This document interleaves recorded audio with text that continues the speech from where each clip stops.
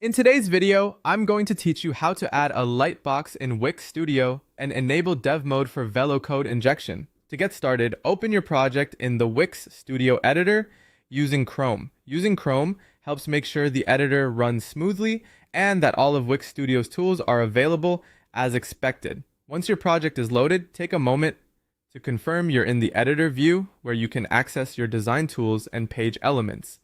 Next, head over to the Add Elements panel. You'll usually find this on the left side of the editor, marked with a plus icon. Click that plus button to open the menu, then look for the section called Layout Tools. Inside that section, find the lightbox element. A lightbox is useful when you want to display content in a focused pop-up style window, such as messages, forms, announcements, or additional details without sending visitors to a new page. When you locate the lightbox, click and drag it onto your canvas. As you place it, Wix Studio will add it into your projects, so you can begin customizing it later. If it doesn't appear exactly where you expect, don't worry. The key thing here is simply getting the lightbox added to the site structure. Once it's on the canvas, you're set up for the next part of the process. After that, go to the top header menu in Wix Studio and turn on dev mode. This step is important because it unlocks Velo functionality, including code injection features that let you work with more advanced custom behavior inside your project.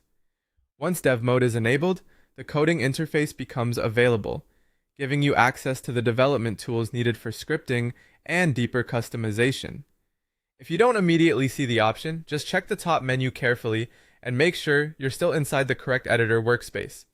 Enabling dev mode may also slightly change the layout of the editor by revealing code panels or developer options, and that's completely normal. At this point, your project is open in Chrome, your lightbox has been added from the Layout Tools section, and dev mode is turned on so you can access Velo code injection. That gives you the exact foundation you need before moving on to any customization or coding work inside the lightbox. Thanks for watching, and I'll see you in the next video.